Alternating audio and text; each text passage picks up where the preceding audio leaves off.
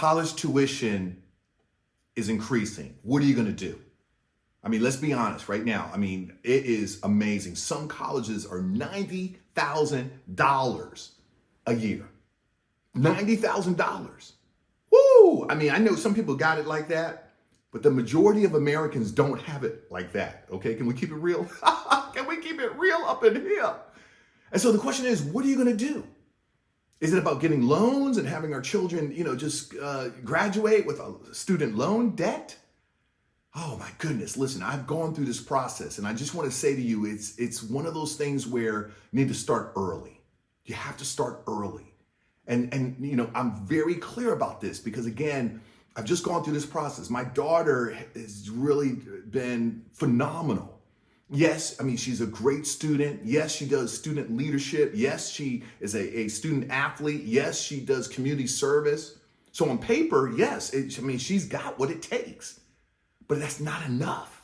If I can be honest with you, that's not enough. I mean, the competition, it's international competition. A lot of people from other countries want to come to the United States for college and university experience. And so what do you do? What do you do? Well, first and foremost, here's what I want to say. In my journey, because again, just going through this process, I'm very clear that what you do today will dictate where you'll be tomorrow. Okay? What you do today will dictate where you'll be tomorrow. Whew! And the competition is stiff. It is. When I applied to college back in the day, okay? I'm not even going to tell you, but you want to know? I want you to guess in the comment section, what year do you think I started college? We'll have some fun with this, all right? What year do you think I started college, okay? But I'm going to tell you this. I applied, to some schools, and I think I applied to 5 schools. And to be honest with you, I don't know. I got into 4 out of the 5. But I don't know if I would have gotten into even the 4 today. It is the competition is stiff. So that's why I want to say to you, start now. Start now. Okay? My daughter is a graduating high school senior. My son is a 9th grader. Like, if you have middle school age children, start now. And I'm going to share some strategies with you. I definitely am. But I want to encourage you to start now because what I realize is that it's all about starting early. It really is. And, I've seen a lot of other families kind of stressing out and whatnot, but I'm telling you, it is so important to start early. Number one is to sit down with your child, right? You as a parent, to sit down with your child and talk to them about what are your dreams? What are your goals? Where do you want to be? And we all know, listen, I studied electrical engineering in school and look at what I'm doing now. Hey, it's by design, y'all. It's by design. Don't judge me. But really what I want you to understand is that, when you're 16, 17, 18, 19, 20, do you really know what you want to do? And so it's so important to sit down. But also one of the things I want to really share with you is that if you observe your children, if you really watch them, you're going to see what they are good at. You're going to see what, kind of comes easy for them. My friend, Dr. Dennis Kimbrough, wrote a book, Think and Grow Rich, A Black Choice. I'll never forget, I was in one of his programs and he said, most people work for 40, 50, 60, 70 hours a week to play on the weekend. That's why we have this thing called TGIF. Thank God it's Friday. But he said, what is your play? What would you do for free? What do you love doing? Can you turn your play into your work? Because if you can turn your play into your work, theoretically, you'll never work a day in your life because your play is your work. And that is so true. When I worked at IBM and then Hewlett Packard as a systems engineer, I had a great job, right? I was moving up the corporate ladder, had my company car, company credit card. I was a young kid in my 20s, just doing my thing, feeling great. And when I was in college, I was in a service fraternity, right? And one of the Divine Nine, okay? I'd like for you to even guess which fraternity do you think I'm in, right? Which fraternity? Oh, we're gonna have some fun on this particular episode. And so when I was in the fraternity, I went to University of Virginia, studied electrical engineering. And as an undergrad student, I was the chairman of the service committee for 2 years in a row. And I learned the value of giving. And what was so amazing, here I'm studying electrical engineering, but I really tapped into service. And so I would organize service projects for the brothers. And, we go into the homeless shelter. We had a Big Brother program. We had cleanup, days. I mean, it was really great. But what was also interesting, because of that, check this out, because of that experience, and I learned the value of giving, then what happened was I said to myself, I want to make even a bigger difference. And so there I am in Charlottesville, Virginia, University of Virginia. I come home from a 3-hour lab, turn on the 6 o'clock news, Charlottesville, Virginia. And there was always an example of a young person making an unwise choice, dropping out of school, gang banging. And I said, man, why won't somebody do something?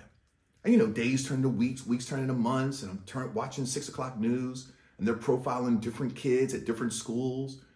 One day, I'm sitting on my couch watching the 6 o'clock news. And instead of me asking, why won't somebody do something? I asked a different question. I said, what can I do? What can I do? Now here I am, I'm a junior at the University of Virginia, third-year student. And I said, what can I do? And I said, you know what? I'm gonna call some of my friends over Friday night. I'm gonna invite them to come over. I'm gonna cook dinner and we'll just have some fellowship. And so I remember I called my friends. I said, hey, come on over this Friday. I'm cooking dinner. Now back then, the only meal I could cook was spaghetti, okay? But I made a mean spaghetti, y'all. And so my friends came over and we had the boom box flowing with the music. Now I know some of the younger people, if you're watching, you're saying, what is a boom box?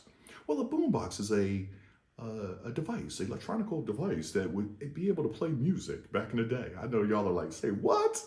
But yeah, so we had the music, the boom box was playing music. After everyone finished eating dinner, I turned off the music and I said, hey, the reason why I invite us all over here is because right now we got some young kids making unwise choices in Charlottesville, dropping out of school, gang banging, the whole nine. I said, we as college students, we could be role models. One of my friends said, Marlon, I got 18 credit hours this semester.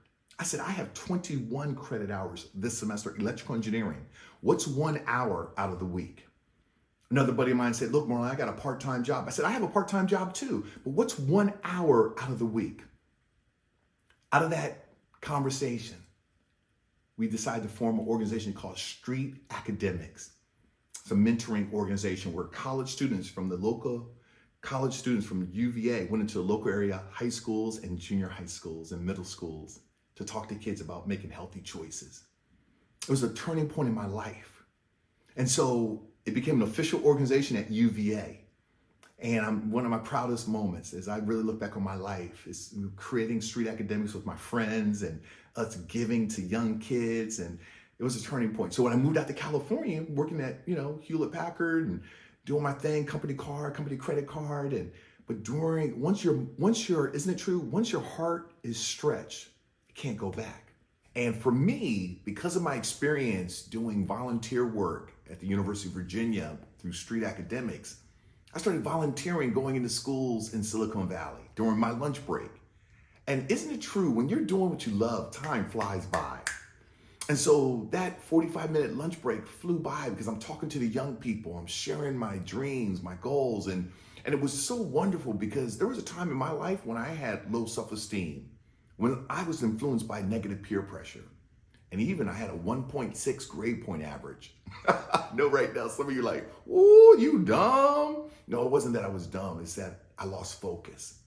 And what I'm here to say is that for our young people, the potential, there's greatness within them. And so by talking to these young people, I would journal every day and I would meditate. And in one of my journal entries, I said, what's my purpose? What's my mission?